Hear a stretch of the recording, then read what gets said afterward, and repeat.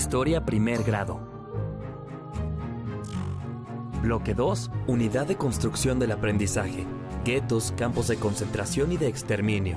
La captura 1. Mi nombre es Janusz. Tengo 17 años y vivo en Polonia con mi familia. Estamos en el año 1939 y desde hace unas semanas el ambiente en las calles se nota tenso. Todos estamos muy preocupados por las noticias que nos llegan de Alemania.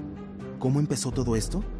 Yo no lo tengo muy claro, pero según lo que sé, en el Tratado de Versalles, los alemanes tuvieron que reconocer que fueron los culpables de la Gran Guerra de 1914 y se les obligó a regresar territorios, como el de Polonia. Además, están obligados a pagar una cantidad enorme de dinero. Todo esto dejó a Alemania en una crisis económica profunda, pero también una crisis moral y un gran resentimiento hacia el resto de Europa. Después de la derrota de los alemanes, todo el mundo creía que ya nunca viviríamos una amenaza militar. Pero ahora parece que nos equivocamos, que esa derrota solo alimentó más el nacionalismo alemán. De hecho, es probable que las duras condiciones impuestas a Alemania en ese tratado fueran el detonante del discurso de odio contra los judíos, los gitanos, los homosexuales y prácticamente contra quien no fuese alemán puro. La crisis que enfrentó Alemania después de la Gran Guerra creó un terreno fértil para que las ideas nacionalistas del partido nazi cobraran fuerza. Según estas ideas, Alemania debía recuperar su fuerza militar y reconquistar el continente. Pero además, alimentaba el odio hacia grupos específicos como los judíos, a quienes culpaba de todos los males que aquejaban al país. Es impresionante que las palabras de Hitler tuvieran tanto efecto y que la idea nazi de que los alemanes son una raza superior pudieran convencer a tanta gente.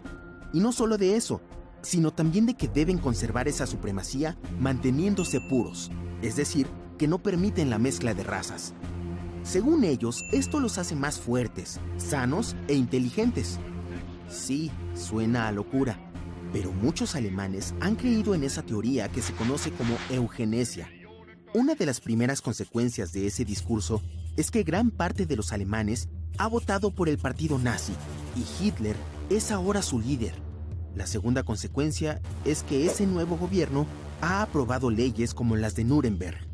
Por ejemplo, la ley para la protección de la sangre y el honor prohíbe los matrimonios entre personas de origen ario y otros grupos como los judíos y los gitanos. Pero ese fue solo el principio. Este fenómeno ideológico fue cobrando fuerza. Y aunque en Polonia no podíamos creer las noticias que nos llegaban de Alemania, con el paso de los años nos enteramos de que se fueron aprobando otras leyes en contra de los judíos. Leyes para prohibirles ejercer ciertas profesiones, luego para despojarlos de su patrimonio, sus trabajos, sus propiedades y peor aún, de su derecho a votar, a circular libremente, entre muchos otros atropellos. Hasta hace poco, los judíos eran parte fundamental de la vida económica, cultural, científica y hasta política de Alemania, y en general de Europa. Pero Hitler los acusa de no ser alemanes puros, es decir, de raza aria, sino arribistas que se enriquecen a costa de los alemanes auténticos. Y en la misma circunstancia se encuentran los gitanos, los homosexuales, las lesbianas, las personas con alguna discapacidad y casi cualquiera que no entre en el modelo que define el ideal de una raza pura, la familia tradicional o los valores alemanes de supremacía. De la misma forma, quienes piensan diferente, como líderes de sindicatos, de partidos opositores, intelectuales, son considerados también enemigos del Estado. Por eso no es de extrañar que en los últimos años millones de personas, principalmente judíos, hayan huido de Alemania hacia Estados Unidos y otros países europeos como Reino Unido. Lamentablemente, a los que no pudieron huir, los hicieron prisioneros en campos de concentración, que según sabemos son peor que cárceles, son antesalas de la muerte. Ahí, las personas viven hacinadas, sin comida ni agua y obligados a trabajar. Hemos oído que los homosexuales son sometidos a todo tipo de crueles experimentos con el teórico fin de cambiar su orientación sexual. Creo que el resto de Europa piensa que Hitler solo desea recuperar Polonia y por eso no intervienen.